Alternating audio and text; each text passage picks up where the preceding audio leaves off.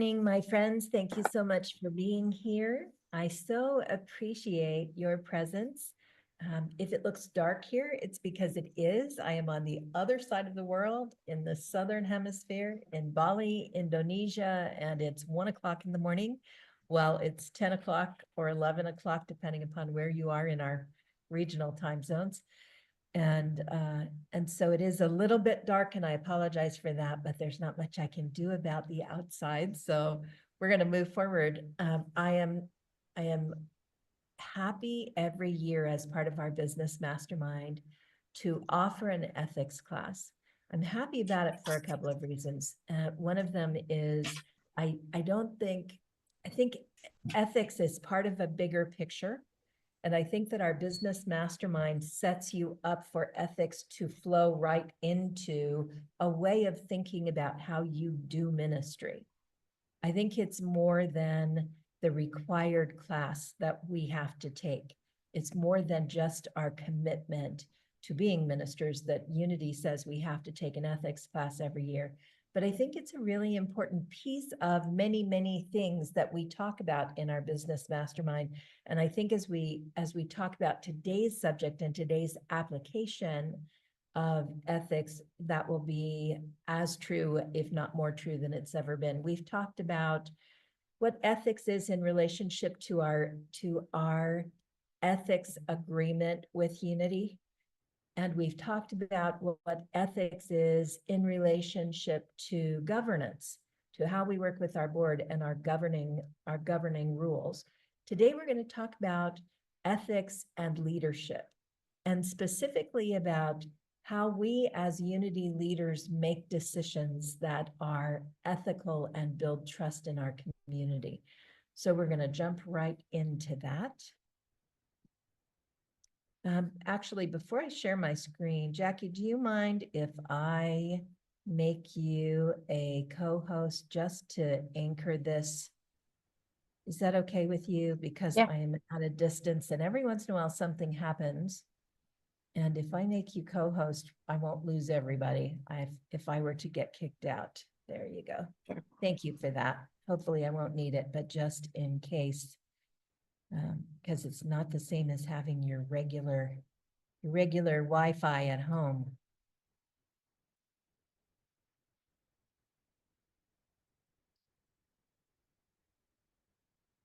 All right, are you guys all seeing that screen? Yes?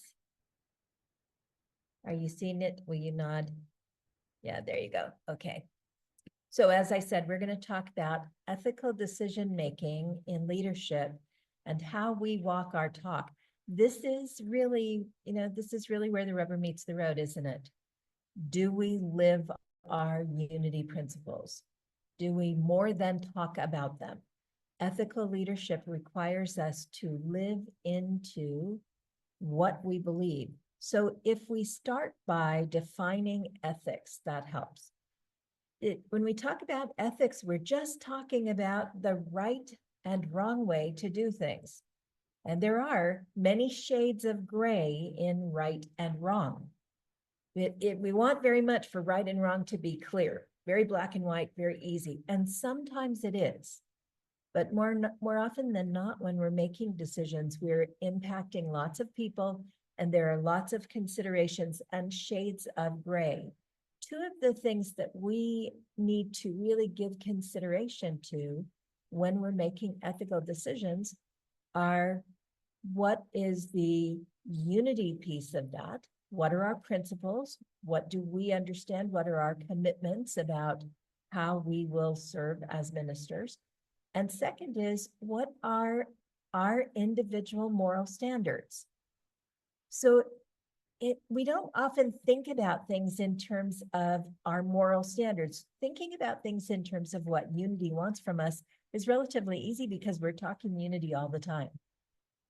We know what our 5 principles are. We know what our bylaws say. We know what our policies and normal procedures are. We have all of that. We live in that arena every day as we lead. But thinking about our own moral standards is not something we often take the time to do. And our moral standards can be things like, Like, I'm going to balance honesty with compassion, which is not to say that I will not be honest, but how I am honest is deeply affected by my ability to be compassionate.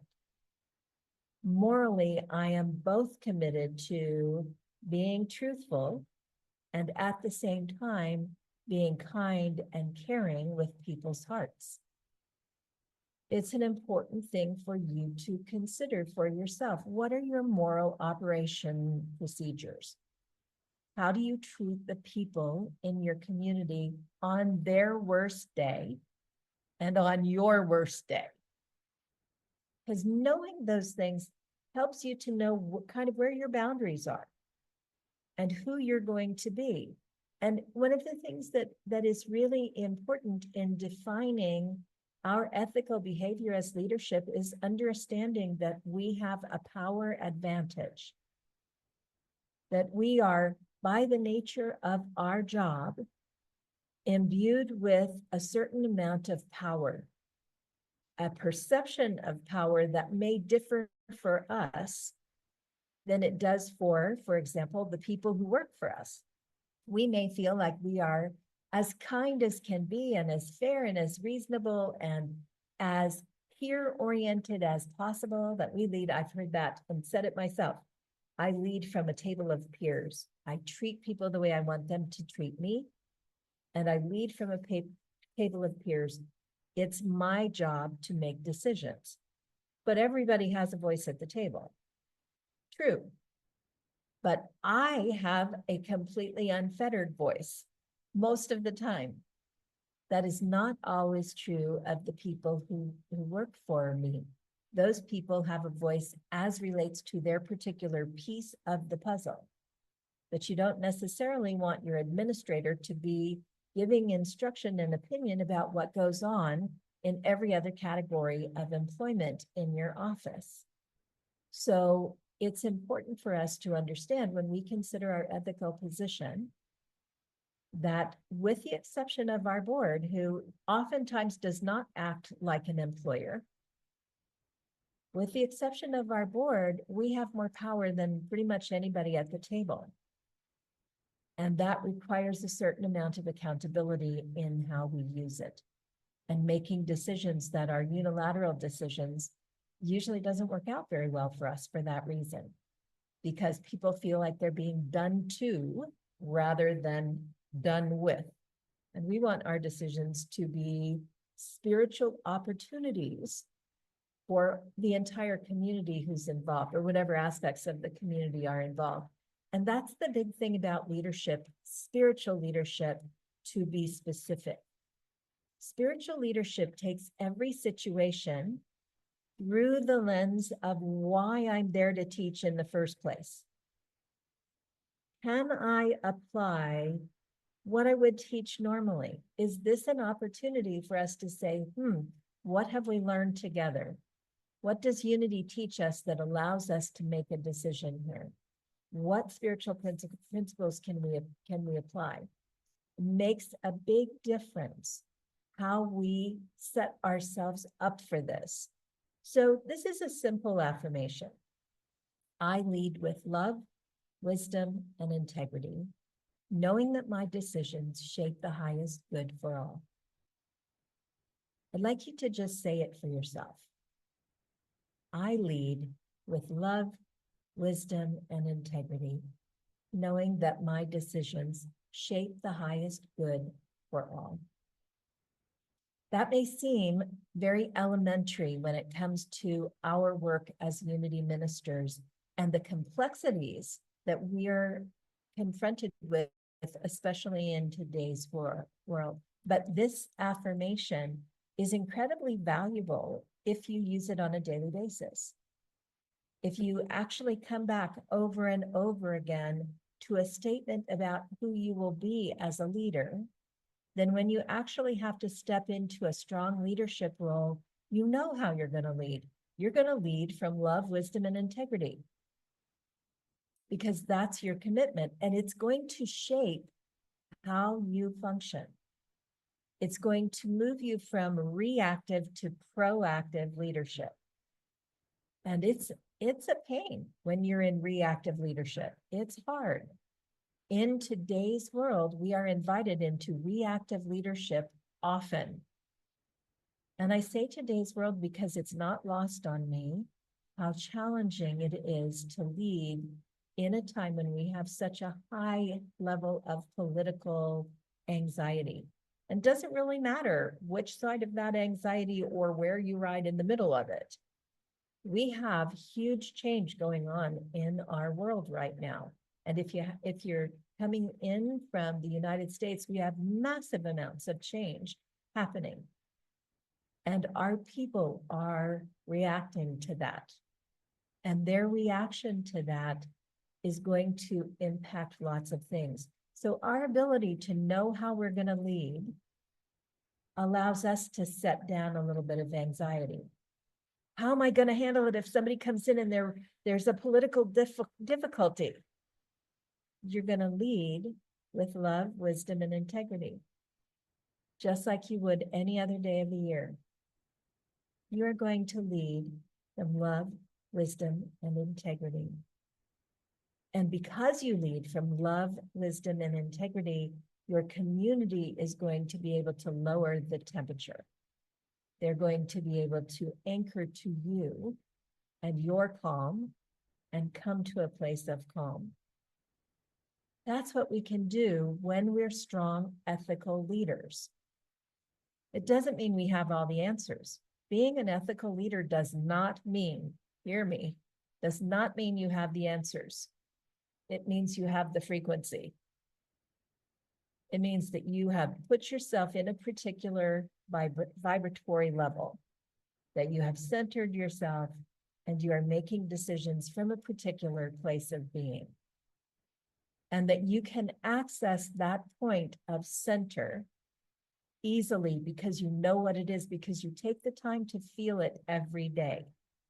The affirmation that you use gives you a body memory.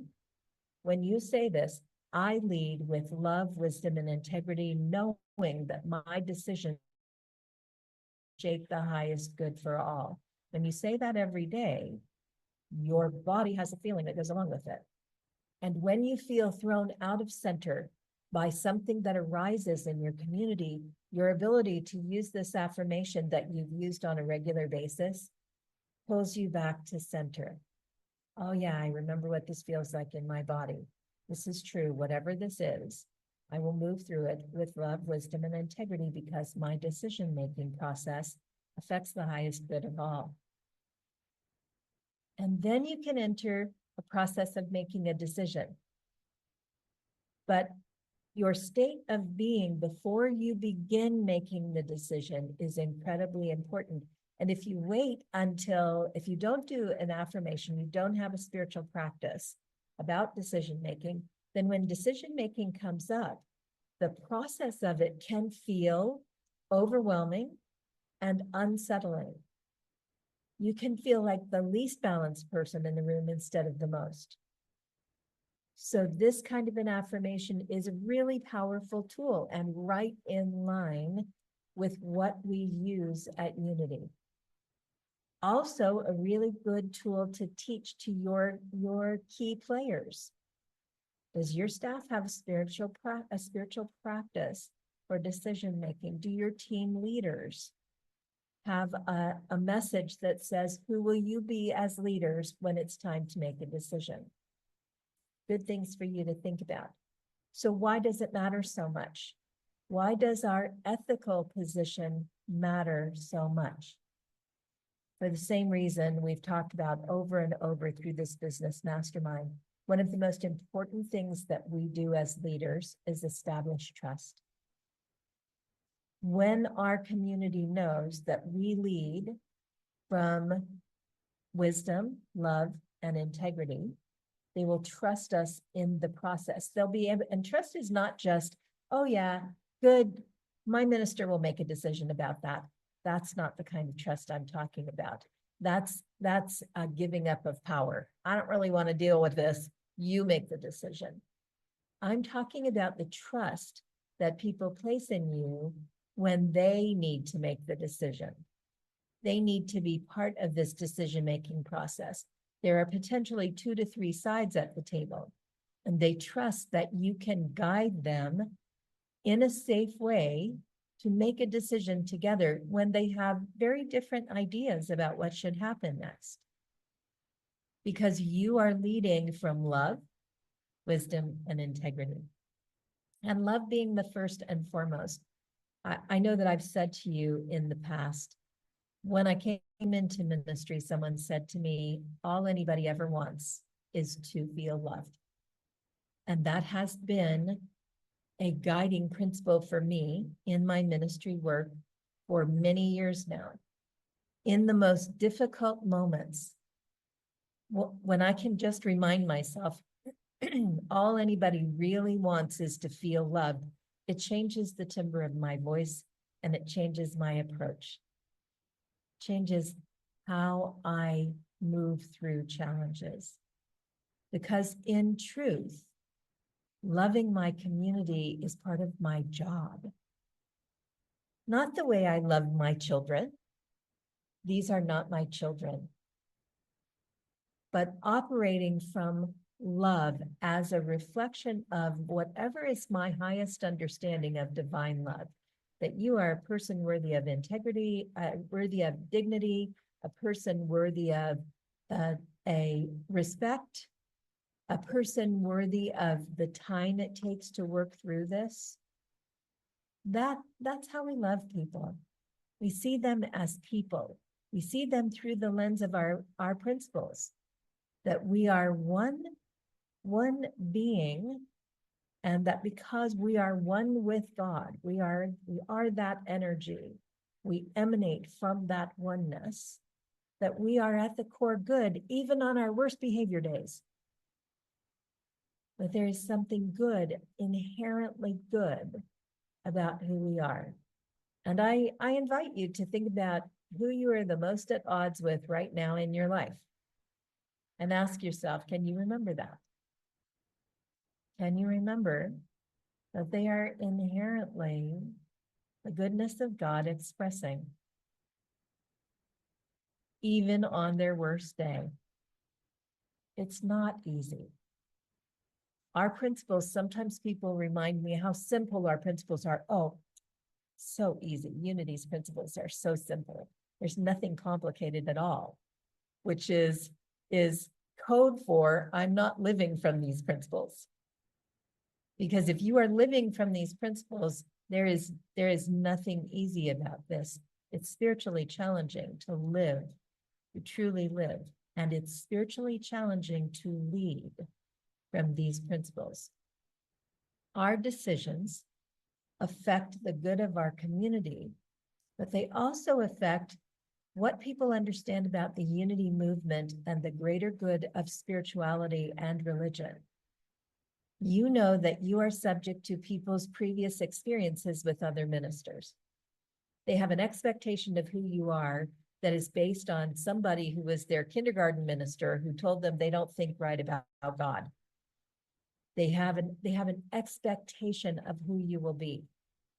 So how we lead sets a standard for people having faith, not only in us as individuals, but in the unity movement as a whole, and in religion, in the world of spirituality. You should feel that as I say it. You should feel it a little bit resting on your shoulders, because it is a weight.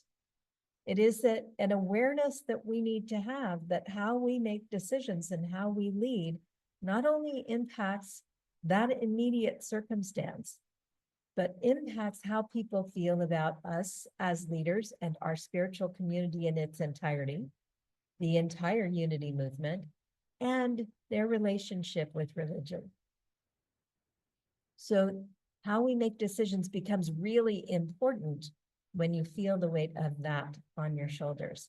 And finally, transparency and alignment means that we demonstrate how we live in accord with unity teachings. That when we have to make a decision, we don't just in our head think, oh yeah, well, you're a pain in my backside, but you're a reflection of God. Don't just think it in our head, but we actually say, let's just start as a group, looking around, understanding that our unity principles teach us that no matter how different our opinions and perspectives might be, that we are coming from, emerging from the same goodness of God, that we are expressing that in different ways, and that the ways that we express are incredibly complex. So let's begin by placing ourselves back in unity awareness and looking for the best. I invite you to look across the room and see the best in the eyes of the people who are here. Will they always do it? No. Can they always do it? No. Is this a perfect opportunity to teach?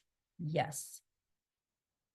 It's a perfect opportunity to demonstrate how you get through some of the most difficult decisions you have to make, and how these principles get used, how you apply them. And we're there to be spiritual teachers. When is the most important part of that teaching? It's not on Sunday morning.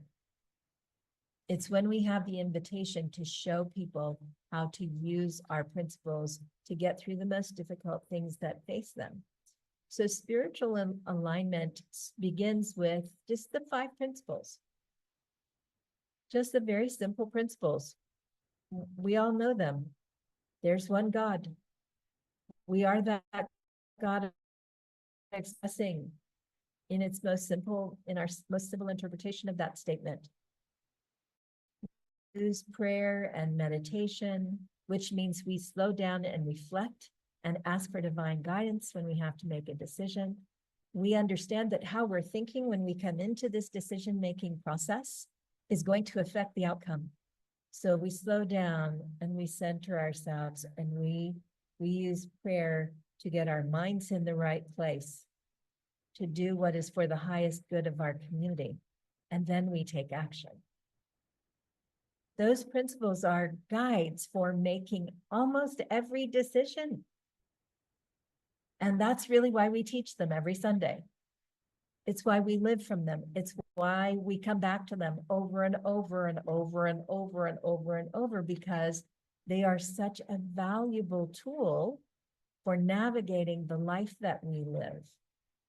And the decisions that come up in our community may not seem like they're life-threatening decisions.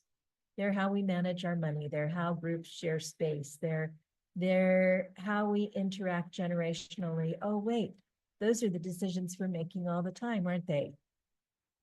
Those are the kind of decisions we have to make in life. How will we share our space? How will we act intergenerationally? How will we move around different perspectives and opinions? Our people are making those decisions in their families, in their place of work, and with their friends every day.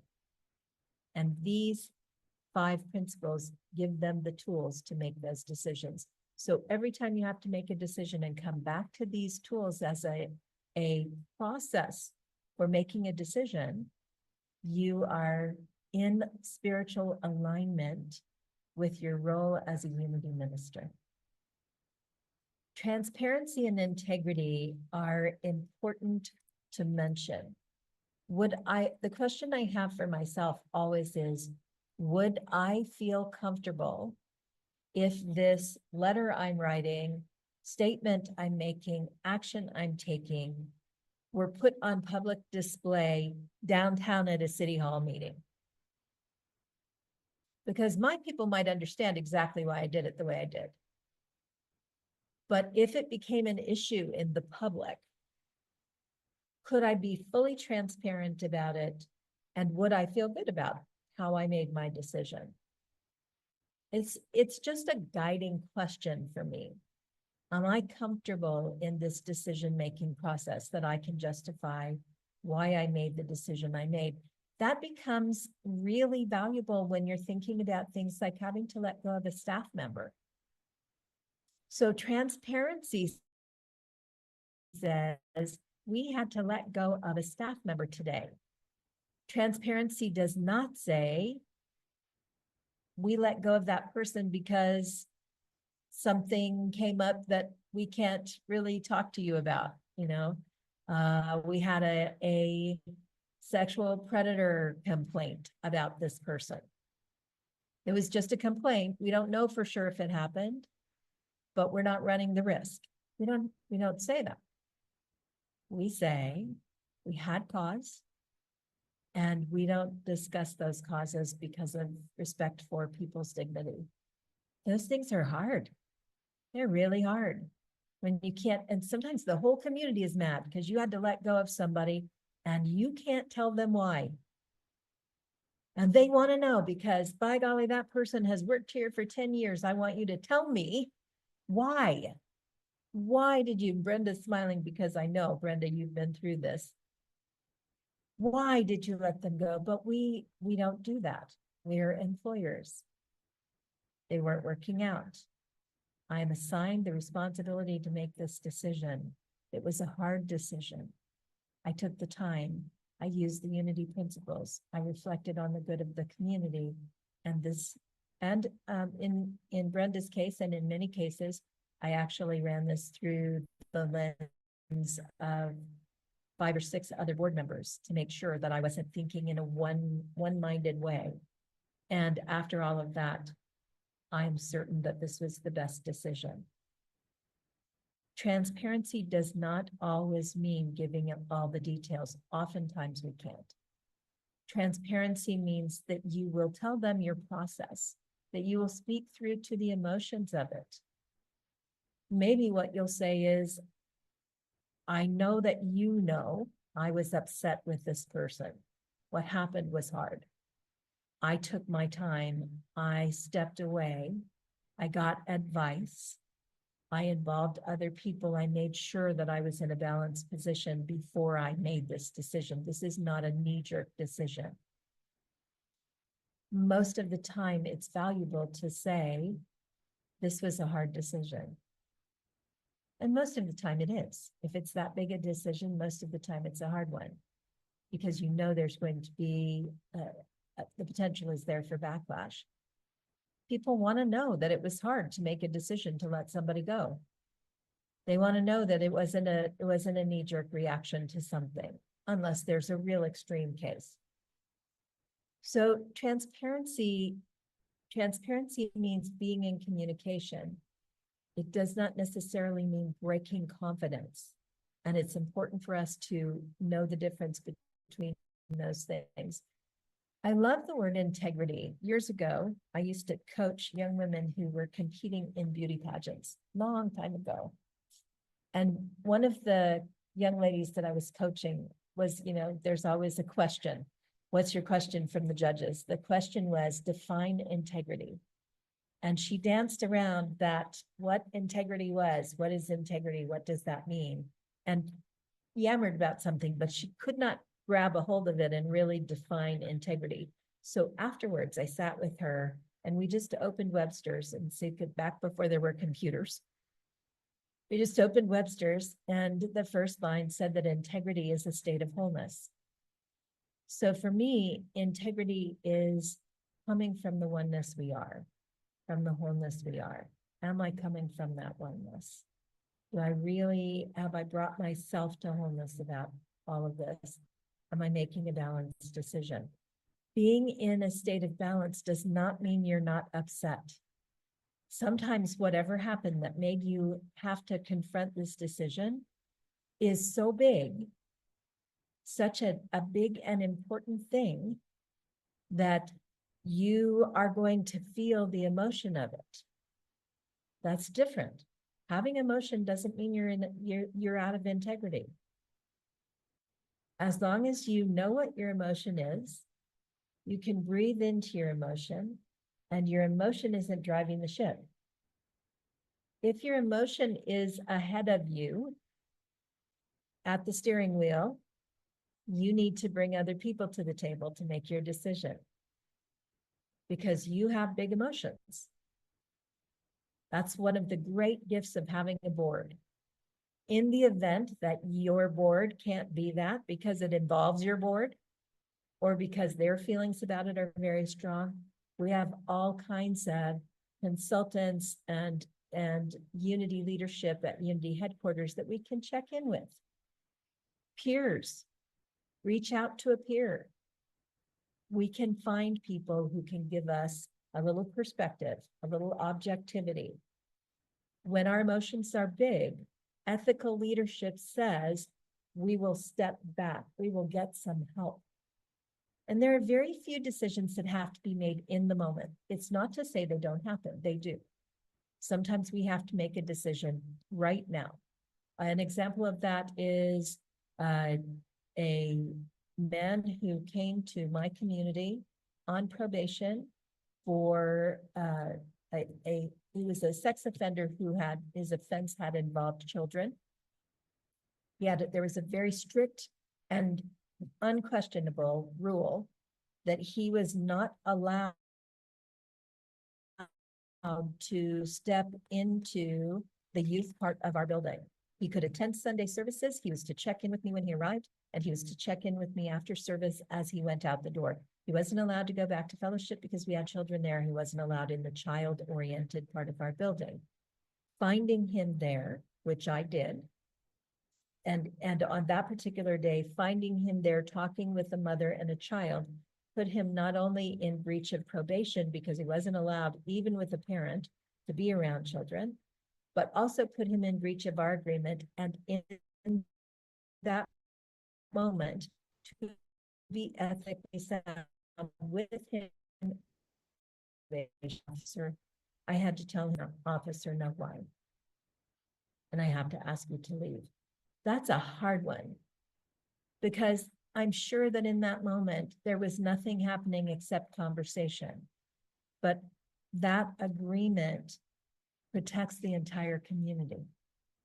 And to operate from the highest good of the community, I have to be willing, if I'm going to allow someone who's been in trouble to be part of the community, I have to be willing to hold that line.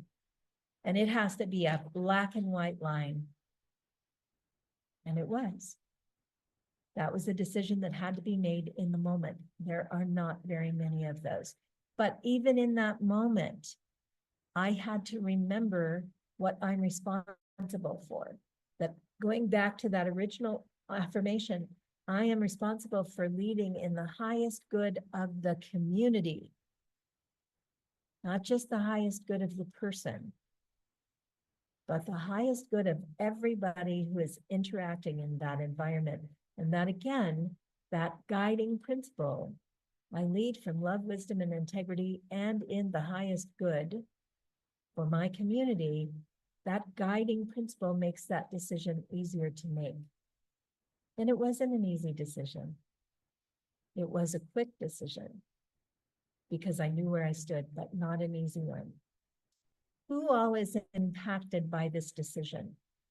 What branches of the community will feel if you let go of the lead of your usher team? All of your ushers will be impacted. Your administrator will be impacted because somebody has to take up the responsibilities. Potentially, if you have greeters, they're impacted. Potentially, you are impacting the people who have finances, because ushers are responsible for picking up money in the community during the offering. Who all is affected? And what do you need to do to limit the impact to keep things operating? It's really important in your decision-making process to consider who's impacted and how does this decision serve love, justice, and wholeness? Those things are really important. How does it serve love? Am I operating from love? Am I love in action? How does it serve justice? Oftentimes, people are coming to us because they want a just decision, not just a decision. Not just a decision, but a just decision, right? Which means we've considered all the players and all the impact. And does it divide us, or does it help us to maintain our wholeness, maintain our oneness and the strength of our community? So there are 5 steps that I want to recommend to you that are just very logical steps that can be used in ethical decision making. One is to identify the real issue. And that's a big deal right now. That's a very big deal because we have lots of ethical considerations in our greater society. Lots of people riding the edge of overwhelm with everything that's happening around them. So one of the real issues that will be true for us right now is that everybody's on edge. So little things that normally they would just talk through and work out, they may not have the bandwidth for. They may end up having a squabble with someone because the truth is one is red and one is blue, and they're already at odds. And something little comes up and it's just that is not the real problem. The problem is they feel the political tension that they're living in. So what is the real issue? Is there anything under what you see on the surface? That's important to ask yourself, and also important to be in that process with your community or your family or wherever you're making decisions, to really look and say, is there anything else playing out here? Is exhaustion part of this? Is this, I have right now at Unity in the Rockies, a leader in a key position who I had a recent conversation with because she's on burnout. And she's speaking from resentment. And she hears it.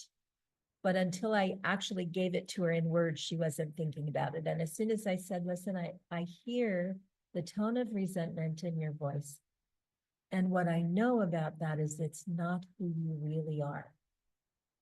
That's not where you really are. Are you okay? What do you need? Being able to have that conversation allowed her to go, yeah, I'm really resentful. I need a break. The problem isn't in her area of supervision. The problem is she's been doing the work for too long with too little help. And she's reached a point where she really does need to break, to breathe. So sometimes our decision-making process means looking at the wholeness of people, looking at more than just what the problem is, but what the circumstances are, what's underneath all of that. Do any unity values, bylaws, or other directives apply? Obviously, we've talked about using the 5 principles as a guide, but also some decisions are black and white because they're outlined in the bylaws. It's a black and white decision. If you have a deadline for when your letter to invite people to your annual meeting goes out 14 days before the meeting, and your staff calls you and says, oh my gosh, I missed that deadline.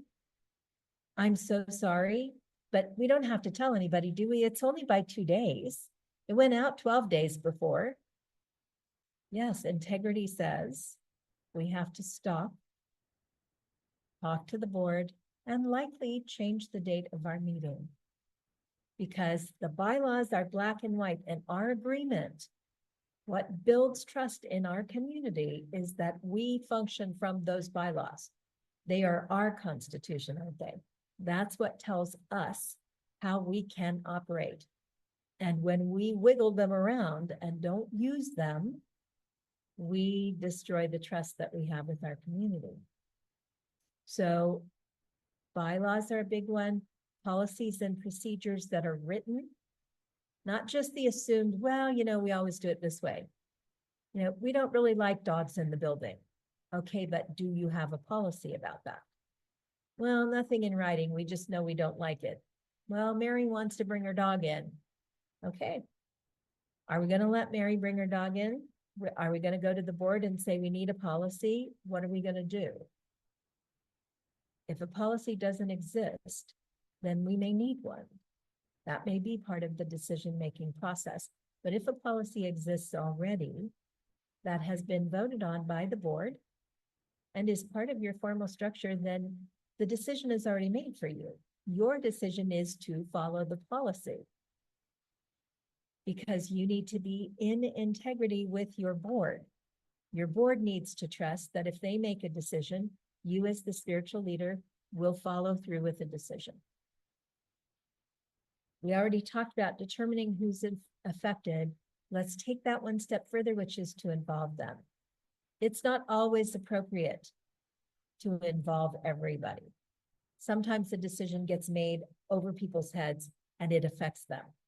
How you tell them about it is important. That you tell them about it is important. Sometimes we forget to go and say, hey, I'm so sorry. So-and-so is no longer in the position of leader of the usher team. And that means that the calendar that you usually follow isn't going to go out this week. Just be patient with me. I'll get a handle on that. But if we don't tell everybody who's involved, if we don't have an information process, we don't ask ourselves, have I let everybody know? Then we create distrust.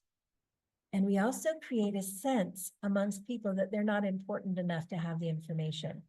Well, yeah, you didn't even think about how this was going to impact me. Didn't even give it any consideration. Otherwise, you'd have told me.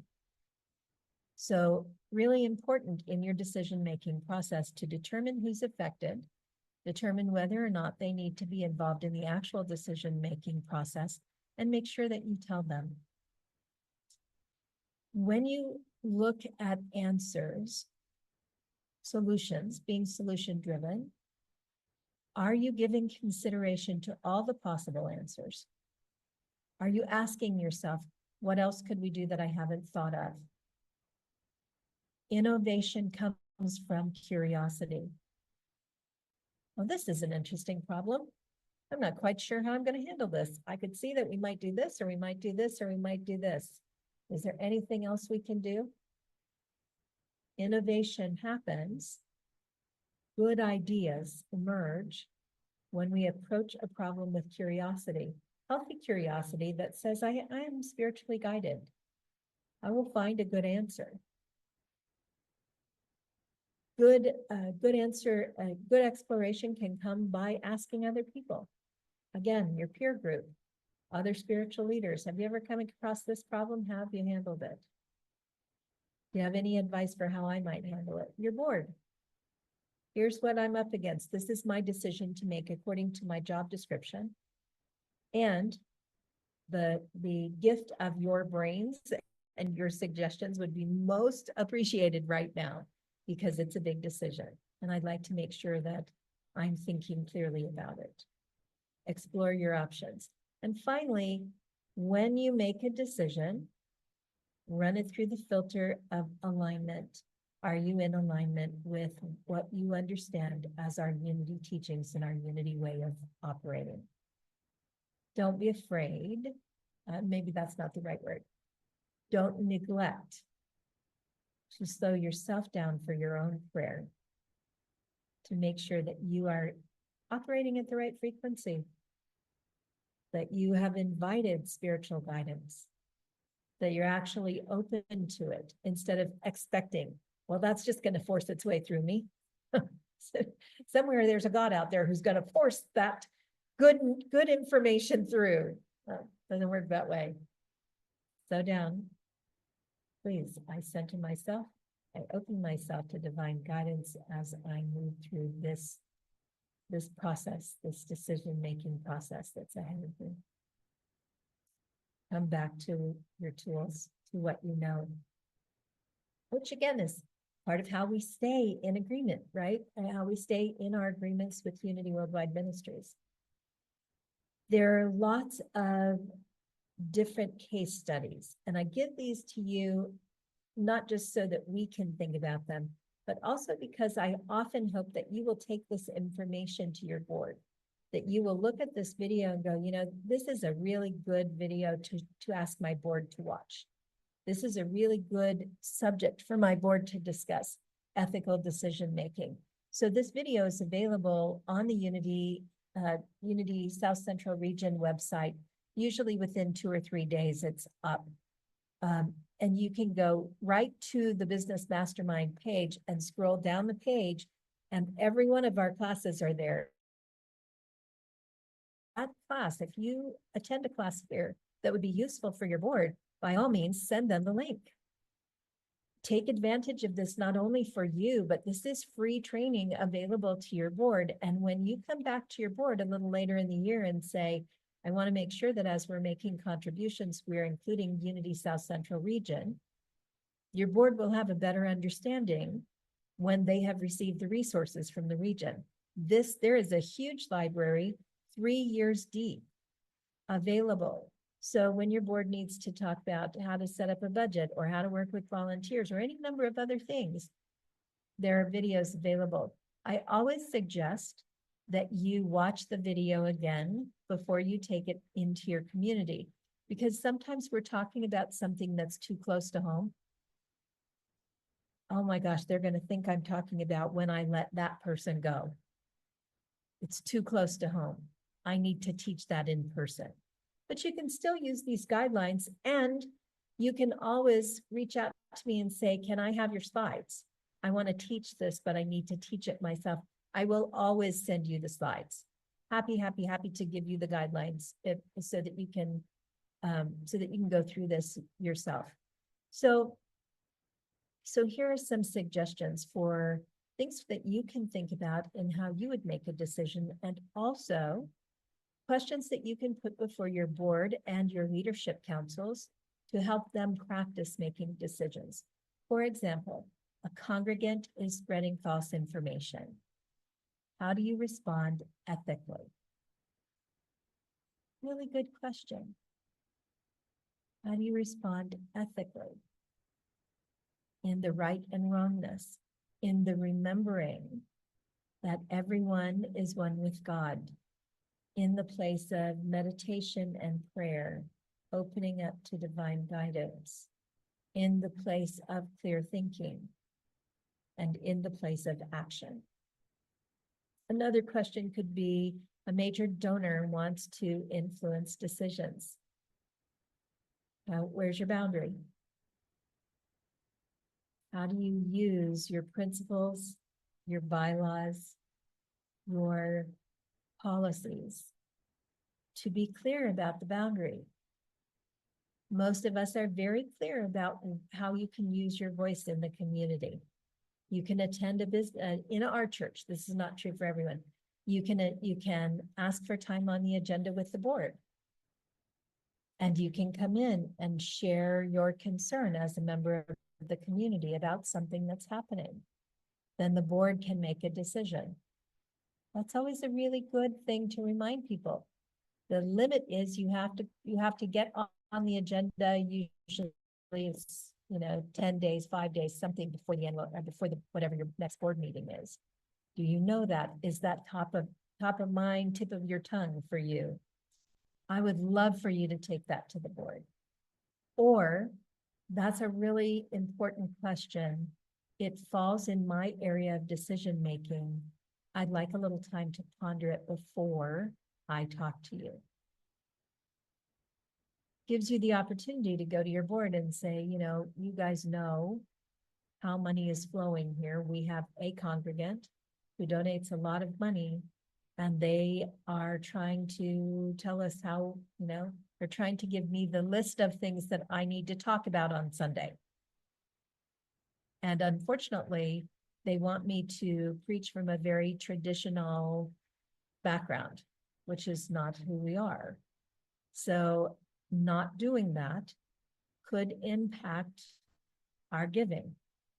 It's my decision to make. What happens on Sunday in that sanctuary is my decision to make. I'm going to stay in line with my unity agreements, because as a minister, I have agreements with Unity about what I teach. And as a spiritual community, we have particular teachings that we put forth as Unity. And I'm going to continue to do that, but I want you to know that I've had this conversation, and I want you to understand that at some point it could have an impact. I'm going to handle it with as much grace as I can. If you have any suggestions, let me know. When you make a mistake, and you will, how do you handle it? When you forget to sign a check request, and somebody doesn't get paid on time. We had this happen recently. I'm miles and miles away. We got a check request for insurance. I failed to sign the check request. I saw it and was going to come back to it, and it got away from me. I failed to sign it. We got a freak out letter. A freak out letter is when you get a letter that says you're going to lose your insurance, and your board president calls you and goes, we're going to lose our insurance. What happened? Oh gosh. Yeah. I know how that happened. I'm so sorry it happened. I'll get that taken care of. What I will do is get the check expedited, and I'll call our insurance agent and let them know that it's on the way and when they can expect it. Hopefully I can keep everything intact. My fault, my apology. How are you going to handle it?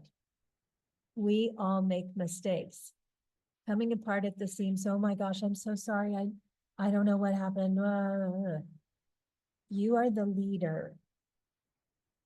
You're the leader. You're going to make mistakes. You're going to find the solution for the mistake. That's your job. Sorry about the mistake. I will handle it. Here's what I'm going to do. It's okay. Or that was a mistake. I shouldn't have responded. I yelled at somebody in that moment because they upset me and they caught me at the wrong. I'm having a bad day. During the time that my father was sick, I was back and forth to Phoenix over a year on 8 occasions, 8 different times. And I had a staff member who wanted to take a vacation, who came to me and said, I want vacation time. It was, like next week. There wasn't much time. And I said, I can't make it happen that quick. And their response to me was, you take vacations all the time. You've been gone 7 or 8 times this year. And my response was, that is not a vacation, with a few expletives that went along with that. My mistake. My father was dying. It was not vacation. I was hurting. I was, at that point, probably less than a month away from the time that my dad actually passed away. I was not in my center. There are 1,000 reasons why I responded like this, but it was the wrong response. It was an inappropriate response. It was a knee-jerk response, and a response I needed to apologize for. A response that I needed to make right, both with the staff member and also with my board. And it was a check-in for me. Ooh, okay, I'm not in my center. How am I going to take care of myself? What do I need right now to get to a place where I can function as an ethical leader? Really important question. Really important to be able to look at it for yourself and to bring yourself back to ethical center. Because when you're under pressure, you are human. And as much as we like to think of ourselves always as the best ministers we can possibly be, we are first and foremost born into human existence. And sometimes things happen. Sometimes we lose our temper. Sometimes our own circumstances are really difficult. It's a really good practice, as a side note, if you have a spouse or somebody in your life who you might occasionally be at odds with, it's a really good practice to walk into your staff if you are really troubled.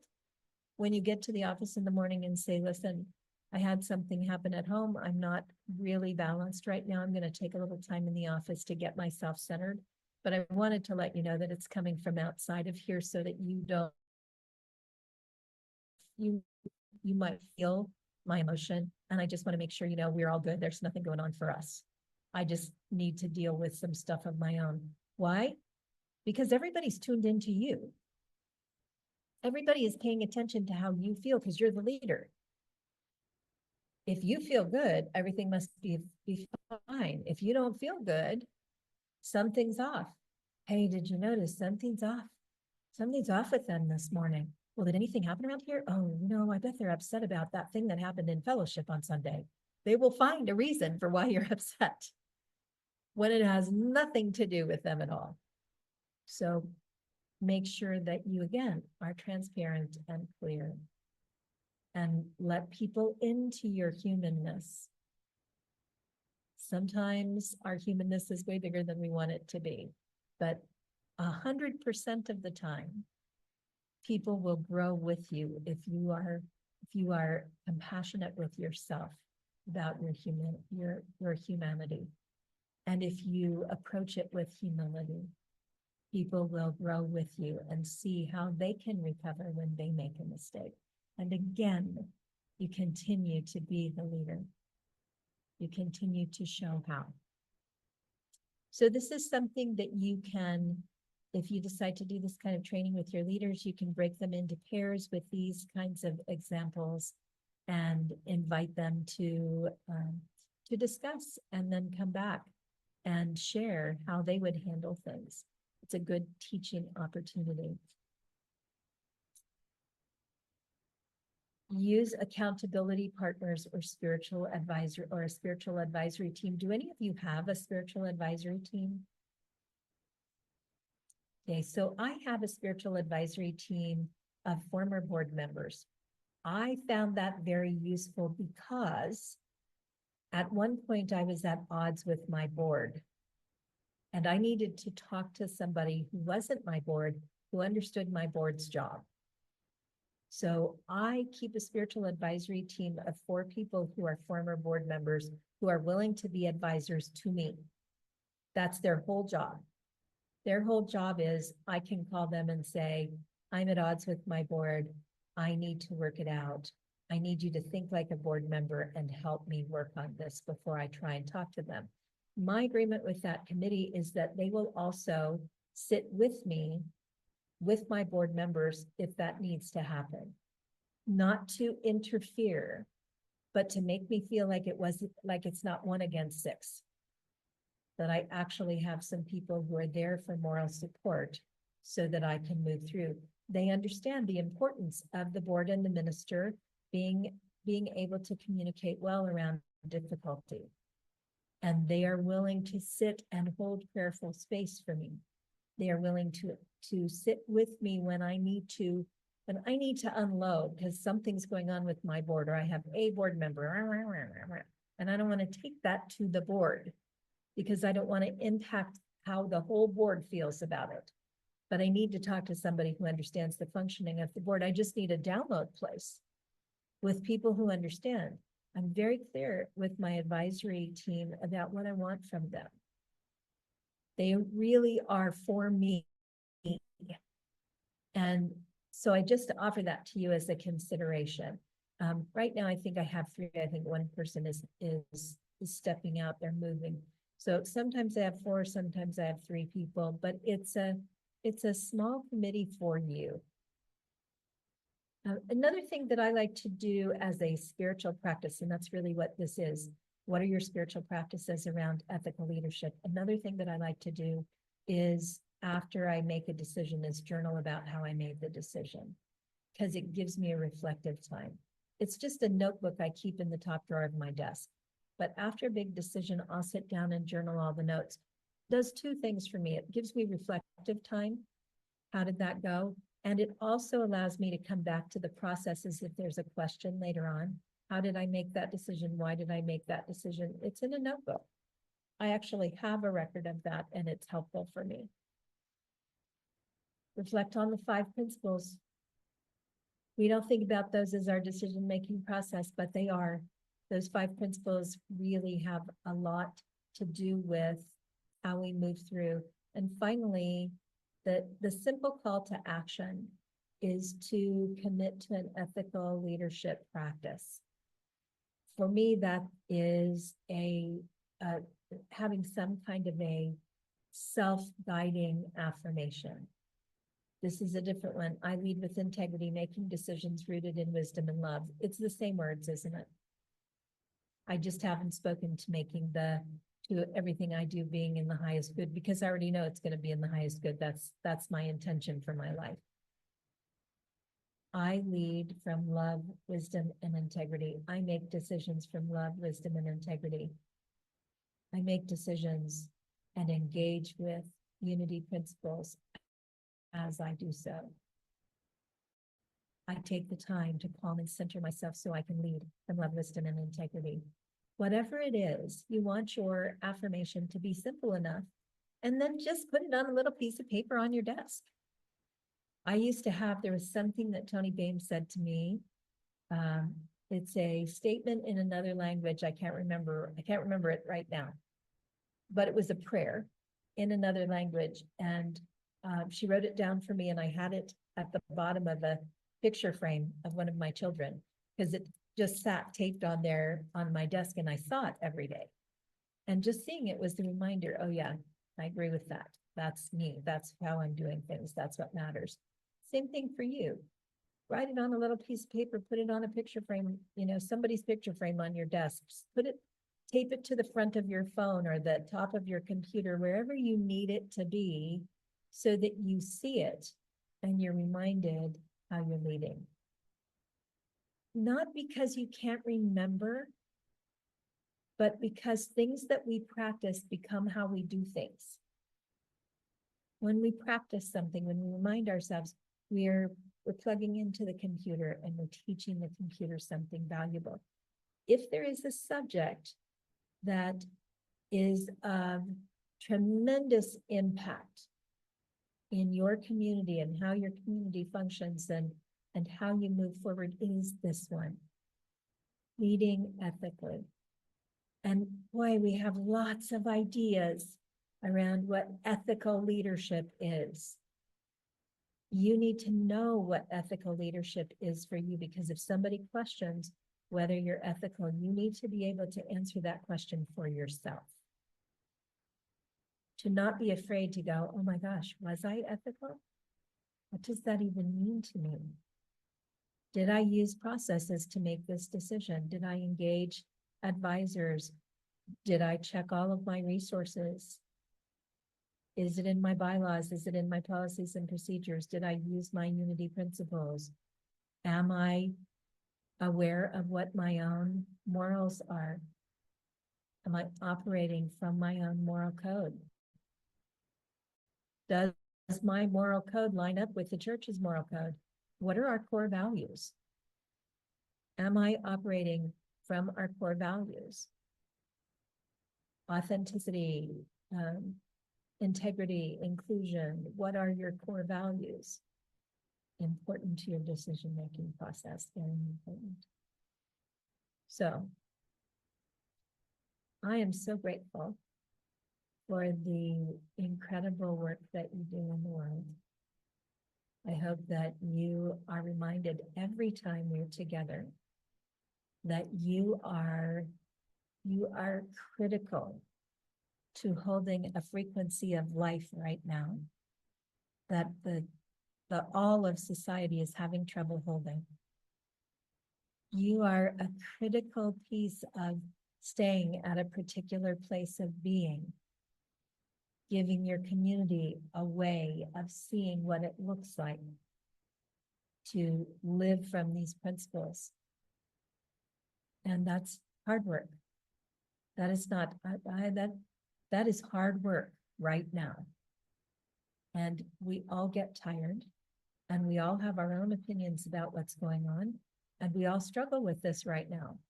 I don't know a single minister who isn't feeling the pressure of life in 2025. Not one, not across any faith tradition. This is a challenging time to be a minister. It's also a brilliant time for spiritual growth.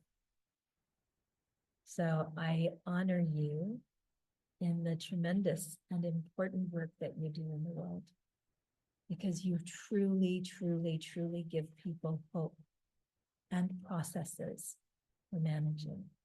And I love you, and I hope you go out into your day and have a beautiful day. I will be going back to bed. And I'm not sure. I have to check the calendar. I'm not sure what day we have class. Yeah. So we will have one more class. Is that right? April 2nd. I leave here on the 3rd. So we'll have one more class from Bali before I leave. And then I'll be back home in Colorado, but I get to speak to you from the middle of the night one more time right before I leave, which is good because we can do a safe travel prayer. So that makes me feel good. I love you. I appreciate you. Good night.